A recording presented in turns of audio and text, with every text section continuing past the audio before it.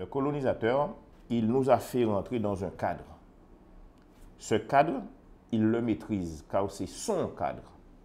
Mais quand nous sommes dans ce cadre un peu mystique, avec nos croyances, avec notre manière d'être, où nous sommes nous-mêmes, avec un autre état d'esprit de nous-mêmes, là, ça l'inquiète, nous sommes imprévisibles.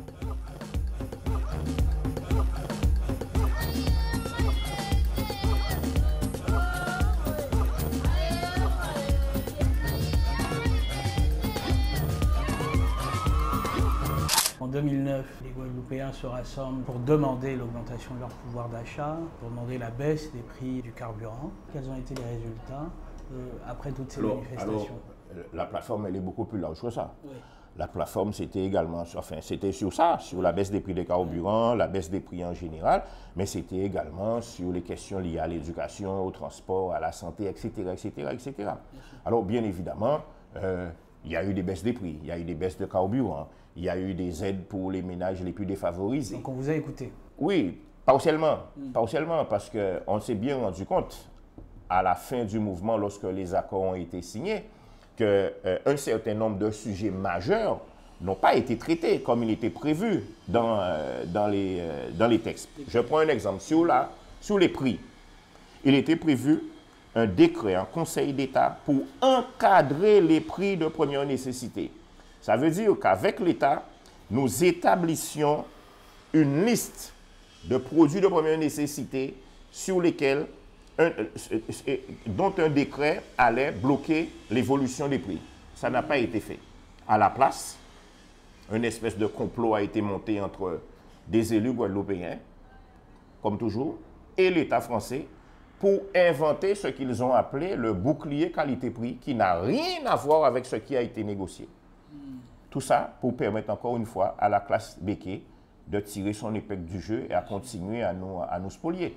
Un autre exemple sur quelque chose qui n'a jamais été fait, c'est le plan d'urgence pour l'insertion et la formation des jeunes.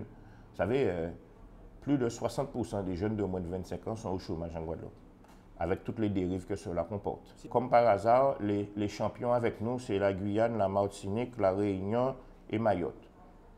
Comme par hasard, toutes des colonies de la France. Et pourtant, on est loin, hein?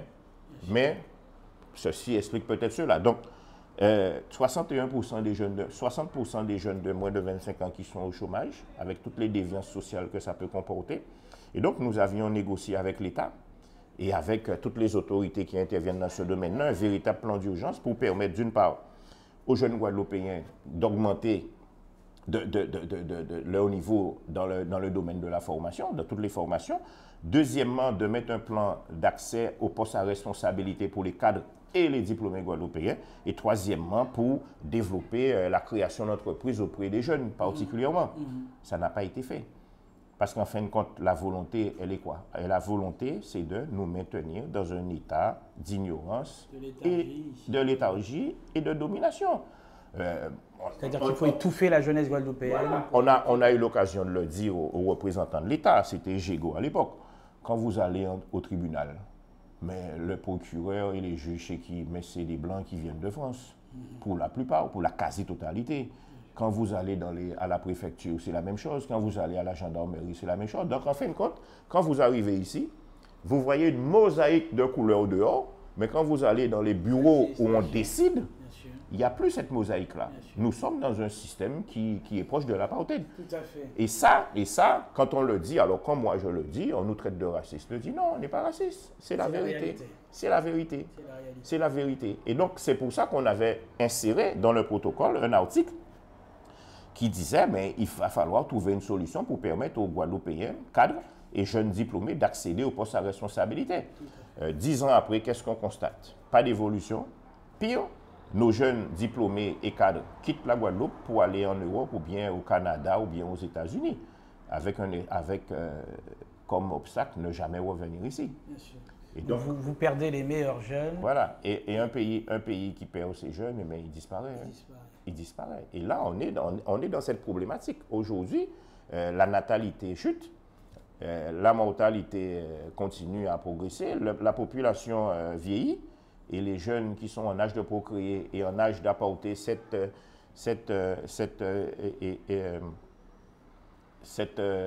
vivacité intellectuelle, physique et autres, mais ils ne sont pas là. Et donc, on est véritablement, on se pose des questions sur l'existence des Guadeloupéens d'ici une cinquantaine d'années. Ils ont fait complot pour tuer nous. Comment on peut faire nous quoi? Qui est en Martinique, qui est Sida, qui est en Guyane, qui est à La Réunion, qui est en Nouvelle-Calédonie, qui est à Mayotte, nous champions d'Europe du chômage des jeunes, nous champions d'Europe de la délinquance, nous champions d'Europe de toute qualité bitin qui n'est pas bon. Et ils ont besoin de faire nous croire que c'est parce qu'elle nous pas bon. Société là organisée par l'État colonial français pour mener nous à la ruine et à la déchéance de façon à ce qu'ils aient éliminé toute contestation. Ça y a besoin, c'est nous soumis. Pas j'ai oublié qu'ils ont créé nous pour être des êtres soumis. Est-ce que vous pensez à des alternatives? C'est-à-dire plutôt que de dépendre de l'État ou d'attendre toujours de l'État, est-ce que vous avez imaginé d'autres solutions? Notre organisation, elle a été créée en 1973 et en 1975, elle a pris une résolution pour dire qu'elle défend le droit des peuples à disposer d'eux-mêmes et que nous sommes pour l'indépendance nationale de la Guadeloupe et la pleine souveraineté. C'est écrit dans notre statut.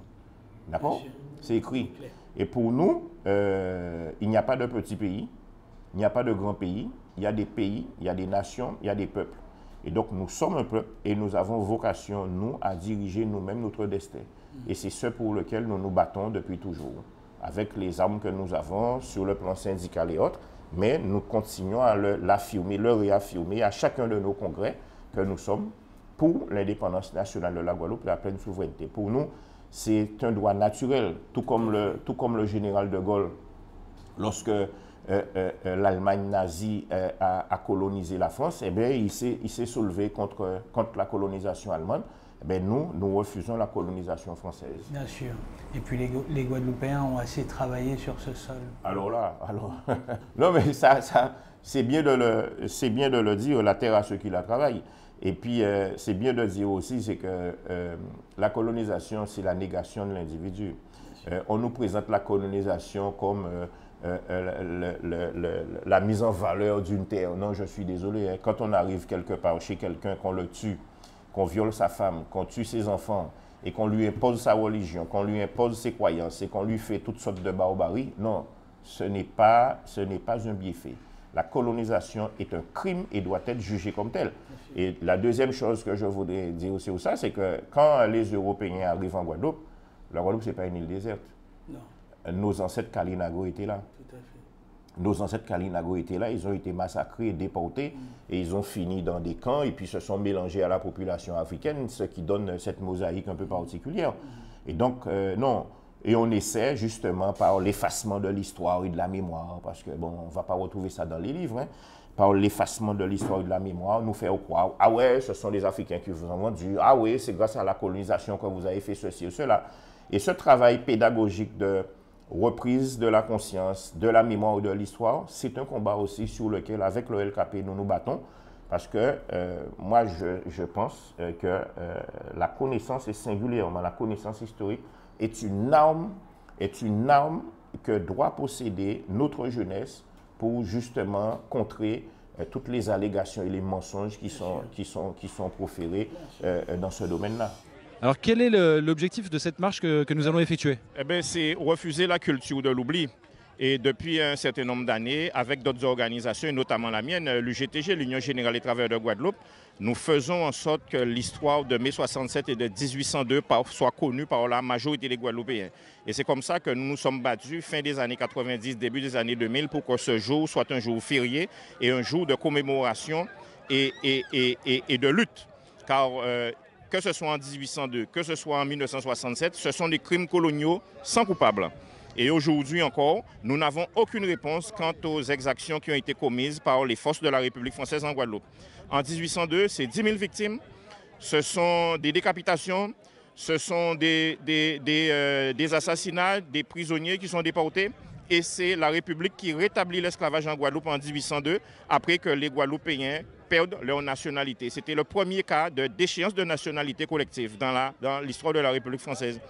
Mais c'est l'histoire aussi de mai 67 où des Guadeloupéens ont perdu la vie parce que sur la place de la Victoire, ils étaient rassemblés pour demander une augmentation des salaires, notamment dans la filière du BTP. Et là, les forces armées vont tirer et plus d'une centaine de morts. 50 ans après, nous ne connaissons toujours pas la vérité. Donc, tous les ans, nous sommes mobilisés pour réclamer justice, vérité et réhabilitation des victimes.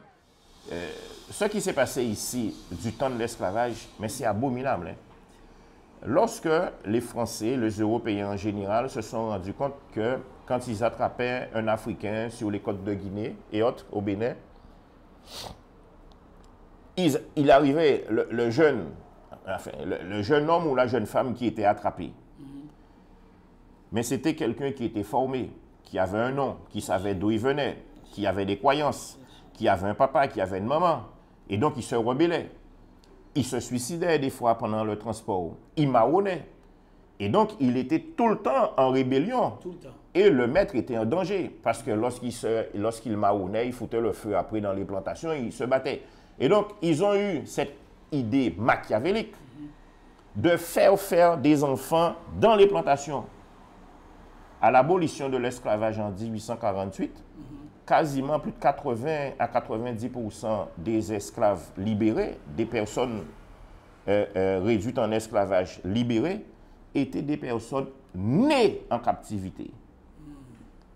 Il y a une grande différence entre celui qui vient d'Afrique et qui connaît son histoire, qui est totalement formé, complet, avec celui qui est né dans les plantations, qui lui pense que c'est ça son monde, c'est ça sa vie. C'est ça ta vie, l'homme là c'est Dieu, l'homme blanc là c'est le Dieu, tu vas faire ça, ça et ça et ça. Donc en fin de compte, c'est pour ça qu'on dit que nous on vient de loin. Nous sommes quelque part des enfants d'êtres nés et réduits en esclavage, d'accord, mais qui ont été fabriqués. Et donc, en fin de compte, nous avons été, dès le départ, déshumanisés. Et il nous faut aujourd'hui nous déshabiller, nous nettoyer de tout ça pour reprendre notre humanité. Fanon était avant tout psychiatre, un militant politique et de profession psychiatre. Donc, il prend le temps d'analyser les notamment en Algérie. Et il a pensé que nous devons être reliés parce qu'il fait nous comprendre à travers l'analyse et écrit destruction que la société coloniale a fait en l'air des individus. Il a déshumanisé, il a fait au point que pas monde, il a imposé de vivre comme on autre, de singer l'autre jusqu'à perdre nos morts. Et c'est ça qui est arrivé nous aujourd'hui là. Le syndrome de Stockholm à côté, c'est rien du tout. Hein. Rien du tout. Mais c'est rien du tout. Hein. C'est horrible. Ah oui, oui. C'est-à-dire qu'un autre peuple, en fait, disparaît quand on te fait ça. Je sais pas, c'est un miracle qu'on soit encore là. Ouais. Et surtout qu'on soit en train de résister. Bien sûr. Parce que, enfin, encore. Mais si. Encore. Parce que, on n'aura pas cessé de résister. J'ai fait une petite expérience. Chez moi, j'avais un poulailler et j'ai acheté des poules. Des poules qu'on vend dans le commerce, des poules dites des poules de chair qui sont élevées en batterie, qui sont nées en industrie. Et quand je leur donnais à manger dans le poulailler, il y avait d'autres poules qu'on appelle chez nous des poules game, mais qui sont des poules un peu sauvages, et qui viennent manger avec les autres poules. Et donc, qui rentraient dans le poulailler. Donc, j'ai enfermé tout le monde dans le poulailler. Et je les ai laissés 1 mois et demi dans le poulailler. Lorsque j'ai ouvert le poulailler 1 mois et demi après, les poules dites sauvages, les poules game, sont sorties. Le coq s'est mis au moins à une quinzaine de mètres, et il m'a fait... Et il n'est plus jamais revenu lorsque je donnais à manger aux autres poules. Il sait ce que c'est que la liberté. Il le sait, alors que les poules qui sont nées en batterie, elles sont restées là. Je leur donne à manger, elles restent là. J'en attrape un d'entre eux, je l'égorge devant les autres, ils restent là. D'accord? Voilà ce qu'ils nous ont fait. Et donc, quelque part, il y a quelque chose en nous que nous avons hérité des Kalinago, que nous avons hérité des Africains, qui fait qu'il y a une petite lumière. Et cette lumière, selon moi, elle est là. Mais nous n'avons pas encore sa maîtrise totale, ce qui fait que nous sommes capables de grandes explosions et après de tomber dans un petit sommeil. Et donc, cette lumière-là, cette lumière pour nous qui brille et qui éclaire l'humanité, elle est en nous.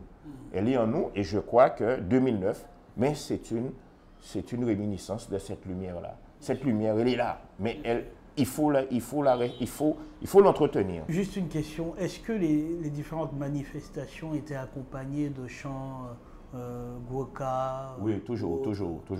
Disons que les luttes sociales en Guadeloupe sont toujours accompagnées culturellement par ce qui fait notre peuple, par le Gwoka. Et d'ailleurs, il y a un camarade de la CGTG, une organisation syndicale ouvrière de Guadeloupe, qui a créé une chanson à l'occasion du mouvement. Et cette chanson-là, c'était « La Guadeloupe, c'est en nous » à Patayo. La Guadeloupe, c'est en nous, la Guadeloupe, c'est Patayo, yo petit fait ça, yo ve, à dans pays en nous. La Guadeloupe, c'est en nous, la Guadeloupe, c'est Patayo, yo petit fait ça, yo ve, ça y dans pays en nous. Et cette chanson, on l'a chantée pour la première fois le mercredi 17 décembre 2008 dans les rues de Bastère. Et donc, ces chants-là vous transcendaient réellement lorsque vous étiez... Oui. C'est-à-dire qu'il y avait une dimension mystique? Il y a une dimension mystique parce que ces chansons-là nous renvoient à la période esclavagiste et où le tambourka et les chansons étaient utilisés pour les moments de joie, de peine, mais également pour les moments de rébellion. Et je crois aussi, il y a un truc essentiel aussi, je crois que beaucoup d'entre nous ont compris. Le colonisateur, il nous a fait rentrer dans un cadre. Ce cadre, il le maîtrise, car c'est son cadre. Mais quand nous sommes dans ce cadre un peu mystique, avec nos croyances, avec notre manière d'être, où nous sommes nous-mêmes, avec un autre état d'esprit de nous-mêmes, là, il ne maîtrise plus rien. Il ne nous comprend plus. Et ça l'inquiète. Ça l'inquiète. Nous sommes imprévisibles. Mais nous comprenons. Mais lui ne nous comprend pas et il ne peut pas nous contrôler. En 2009, c'était ça. On peut même faire un rapprochement entre ce qui s'est passé en 2009 et, bon, dans une moindre mesure, et la cérémonie du bois caïman en Haïti. Oui, d'autant plus que le peuple haïtien, le peuple guadeloupéen, même si on entend ici ou là des gens, entre guillemets, des courants d'extrême droite parler des Haïtiens avec certains mépris, nous sommes des peuples qui sont intimement liés. Lorsqu'en 1791, Haïti arrache l'abolition de l'esclavage, 3 ans plus tard, c'est la Guadeloupe qui arrache l'abolition de l'esclavage en 1794, la première abolition. Il y avait des correspondances. Et donc, jusqu'au rétablissement de l'esclavage en Guadeloupe en 1802, vous avez 2 îles de la Caraïbe où les gens sont libres. C'est Haïti et Guadeloupe. Donc, tous ceux qui arrivent à s'échapper des autres îles, ils vont soit en Haïti, soit en Guadeloupe. Et les Guadeloupéens vont en Haïti et les Haïtiens viennent en Guadeloupe. Donc, je crois que ce moment-là va forger, c'est une histoire commune. Et lorsque nous perdons la guerre en 1802, nous perdons la guerre contre les troupes de Napoléon en mai 1802 et l'esclavage est rétabli en juillet 1802, eh bien, les frères haïtiens vont jurer de nous venger. Et ils battent les troupes de Napoléon et ils proclament l'indépendance d'Haïti le 1er janvier 1804. Nous avons une histoire commune et ça, tous les Guadeloupéens ne doivent jamais l'oublier. Jamais l'oublier. Juste pour continuer sur le plan d'école, pour dire, en fin de compte, l'État est responsable. L'État savait que c'est un produit dangereux. L'État a bafoué les lois de la République française, ses lois à elle, pour favoriser la richesse et la production au profit des béquets. Et aujourd'hui, l'État essaie de nous dire, c'est ce qu'a donné, c'est ce sur lequel ils ont envie de nous faire glisser, c'est une responsabilité partagée dans le cadre d'un aveuglement collectif. Mais c'est une vaste blague.